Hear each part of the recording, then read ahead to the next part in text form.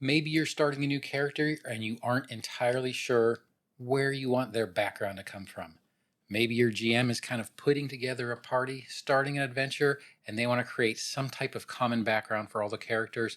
Or maybe you have a new player to tabletop role playing games that might be a bit intimidated by all the character choices they have, especially in Pathfinder 2nd Edition. Well, there is a rule, the level 0 character variant rule, that will kind of come in handy here. My name is Don. I'm trying to be the Sly Strategist, and let's go ahead and get into it. You've decided that you want to take advantage of the level 0 character variant rule. The good thing about it is that there are a lot of similarities with crafting a first level character and crafting a level 0 character. It is just going to be kind of cut off at a certain point. So you can think of it like a mini or maybe a starter character.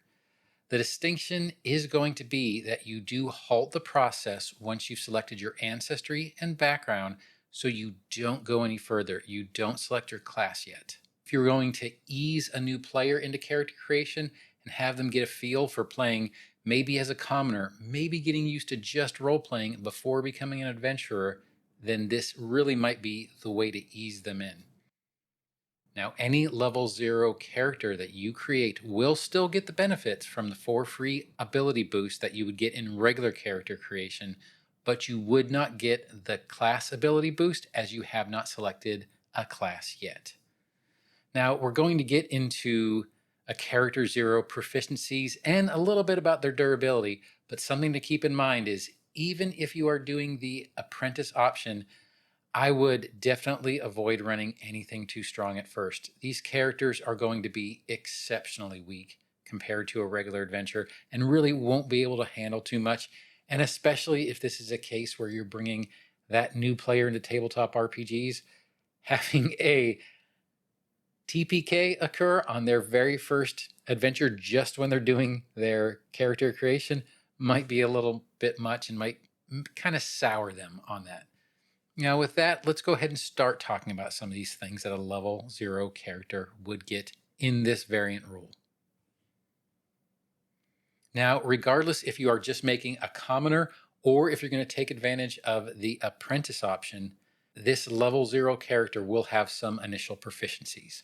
At level 0, a character is going to be proficient in perception, all their normal saving throws, unarmed attacks, unarmored defense, because they aren't really going to have armor, they're a commoner, and one simple weapon of their choice. And by simple, we really do mean simple. They are also going to be proficient in a number of skills equal to 2 plus their intelligence modifier. The total proficiency bonus for a level 0 character is +2, and that is because they do not have their level bonus yet. They are literally a level 0 character, so they would only get the +2 they would get for being trained. This particular level 0 character is going to have hit points, but it is going to be slightly modified from what it would be if they were level 1. A level 0 character adds their Constitution modifier to their ancestry hit points to determine their starting hit points, and that's pretty much it. So for example, a dwarf would have 10 hit points from their ancestry plus the +2 they would normally get from having the Constitution bonus from being a dwarf, and they would have a total of 12 hit points. Now, you couldn't really get a human to 12 doing this. A human starts with 8 hit points from their ancestry, and if they chose Constitution with one of their free ability boosts, which would give them a +2, they would have a total of 10. Now, they can't get to 12 because since these 2 free ability boosts come kind of on the same line, which is the ancestry line, you can't pick the same thing twice in one line. Therefore, they could only get to a 10. For starting money, a level 0 character is going to start with 5 gold pieces to spend on equipment instead of the normal 15 gold pieces that a level 1 character would get. Usually you should try on their first adventure or whatever they're doing as a level 1 character. That should be where they get the other 10 gold pieces that they would normally get as a starting level 1 character. Now let's say you had a level 0 character that kind of knew what they wanted to be. There is an apprentice option. And that would be if you want your character story to be tied to embarking on the path of a specific class. So if you wanted to start a character and you wanted to actually live that background where they had a master or a sensei or an older brother or maybe their parent or an older sister who were teaching them specific things of their class. If this is the case, then you can provide them with a few extra abilities if they select the apprentice option. An apprentice character gains the trained proficiency in the skills associated with their chosen class. So some examples would be athletics or acrobatics for a fighter, religion and the deity determined skill for a cleric, or occultism and performance for a bard, on top of the skills they acquire through their initial proficiencies. Moreover, they'll also receive additional benefits based on the features of their chosen class. And in these particular examples, I'm just going to kind of read the actual things from the book because I don't want to get these wrong by paraphrasing these. So for an alchemist, an apprentice alchemist gains the advanced alchemy ability of the alchemy class feature. Their advanced alchemy level is 1, and they have 1 batch of infused reagents each day. They can make only infused alchemical items. Now for a monk, an apprentice monk gains the powerful fist class feature. All other martial classes, and this is going to include barbarian, champion, fighter, ranger, or rogue, they are going to be trained in light armor, all simple weapons, and 1 martial weapon. This martial weapon will be listed in the class initial proficiencies. If a martial class not listed here lacks light armor or martial weapons training, kind of like the monk does, then give it a different ability as well, something that kind of makes sense for whatever class that they're going to go into. Spellcasters, an apprentice spellcaster is trained in the appropriate magical tradition and gains 2 cantrips from their class. A prepared caster can't change these cantrips each day at level 0. Now's a good time to talk about gameplay for level 0 characters. So any type of combat is going to be very risky for a level 0 character. They are going to have poor weapons, poor armor, and poor hit points. So to ensure their safety, consider treating them as level -1 as opposed to level 0 when you are determining suitable encounters. So try to go at least 1 below what their level is. Now, during skill checks, they can still attempt tasks with a simple train difficulty class using their train skills, but success is less assured due to their limited abilities. Remember, they do not get that level bonus when they are doing a check with their trained skills. With fewer skills, the party might lack someone trained for specific tasks. A good example of this is maybe they don't have medicine. So for extended play beyond a few sessions, you can advance them to first level using a fast advancement speed. So instead of 1000 XP to go to a level, maybe do it at 800. Now, if you do desire a longer level 0 experience, you can kind of do this by starting without any apprentice benefits. Just start them out as a commoner, then kind of work to where they gain an apprenticeship. And when they do that, they would gain the benefits and adjustments for their class that they are apprenticing to. And finally, you can progress them to first level. Treasure is also something to consider. A level 1 character is going to get 15 gold, to start out with. So we stated at the beginning that a level 0 character is only going to have 5 gold pieces when they start out. So on their adventures up to first level, that should be where they can account for the rest of a first level character starting money. So what you would do is, if it's a single character, you would just try to come up with encounters, training, things that occur at level 0 for them to gain that 10 gold pieces, or treasure up to 10 gold pieces, trying to provide a significant portion in currency so they can choose, or if you want to give them maybe their starting equipment and starting weapons to pick from that particular thing, it could go that way. If you were doing a group, it would be 10 gold pieces times the number of player characters that they are in the party. Following kind of along the same rules, you can try to give them items that would start them out on their way. However, you would kind of want to keep a significant portion of this in currency. Now, my thoughts on level 0 characters are, I love this variant rule.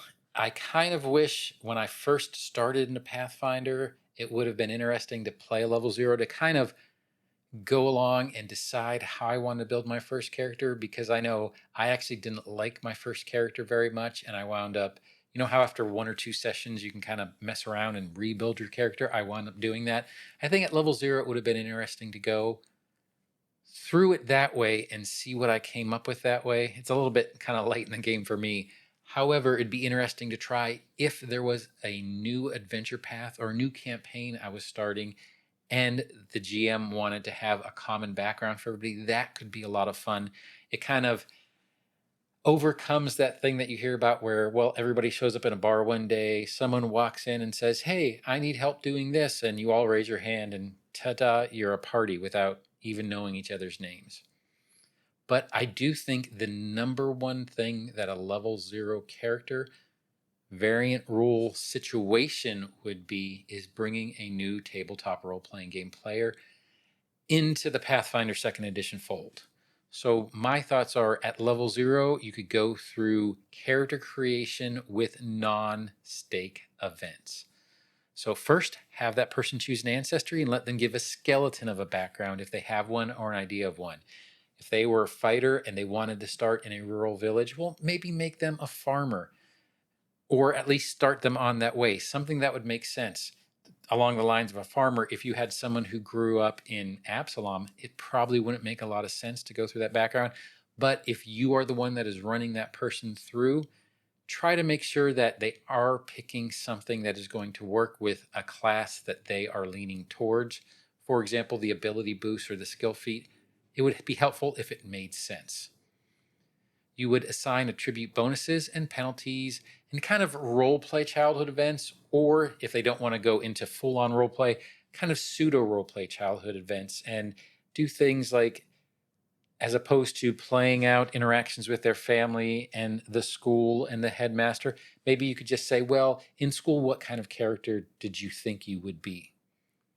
Then, after you've kind of gone through this and you've led the level 0 character, or they have led you towards a certain one, try to pick a background and assign attribute bonuses, gain the skills that you get from that background and a skill feat. And now your character would gain +2 in some skills because of the training they got from the background. You could then assign the 4 bonuses they get to their ability scores, train any skills equal to their intelligence bonus, and I would think that providing the initial class kit would be helpful, and you can use that to kind of overcome that 5 gold to 15 gold barrier, and that would eat up some of the middle class, and plus it gives them the things that they would need to start out on their particular class they wanted to play. And then you could role play practice events further away. Maybe someone in their immediate family, like their brother, their sister, their mother, or their father, took them out to training dummies and had them hit it with a sword, or maybe they had a master of some sort that was teaching them how to fight unarmed, or maybe they had someone who worked at the corner store who happened to know some magic and they taught them some basic cantrips. This would be a good way in order to role play some practice events where it would make sense why they're starting to get the abilities they have. Now for casters, at this point you might want to include not only the cantrips that they would have gotten, maybe an initial level 1 spell, but it's all up to GM discretion. And then you would set up an initial adventure with a higher level mentor. One of the ways that you could do this is you could do a thing where maybe the brother comes along and says, "Oh, there's a hog that's tearing up our fields." If they wanted to go with a farmer background, we need to go take care of that. Have that brother be a level 1 character, maybe of the same class that the level 0 character is going to be. And that way they can kind of see how combat works and they aren't the ones responsible for most of the damage. Or it could be their mentor, it could be their sensei, it could be their master, it could be anyone but or even the quest giver, but someone who is of a higher level that should be able to handle most of the heavy work so that these new players, new characters, or commoners can actually see what an actual adventurer would do. But in this case, they can learn alongside someone using level 1 and level 2 class features. The adventure should be very low stakes as they only have initial proficiencies and equipment. And then when they're done, level them up to level 1. It doesn't need to actually follow the XP thresholds, 800 XP even for fast, or 1,000, which would be normal. They could choose their class, gain the last +2, and then train skills. If that additional skill they got was in intelligence, then you would allow them to pick maybe their heritage or ancestry feats, if they haven't selected those beforehand, that summarizes their whole backstory. You can provide them their class proficiencies, including the +1 bonus for any skills that they've trained in, because remember, now they're level 1, so they're going to get that +1. And then they are now a full level 1 character. Allow them to do their class feats and their spells, and at this point, they should be confident enough in the adventure and with the character sheet in order to have it make sense to them as they're trying to build their character. Now, I do hope you enjoyed this video. I do kind of like the idea of level 0 characters, and I can see where it makes a lot of sense. This is a very good variant role for a bunch of situations. Common backgrounds in a new adventure path. You want to have a special background or a unique background, and you want to actually kind of role play it out, or bringing a new tabletop role-playing player into the fold. I think this makes fantastic sense. But I do hope you enjoyed this video, and if you did, feel free to like, subscribe, or hit that notification bell. But whatever you do, I hope you have a great day and happy adventuring. Thanks.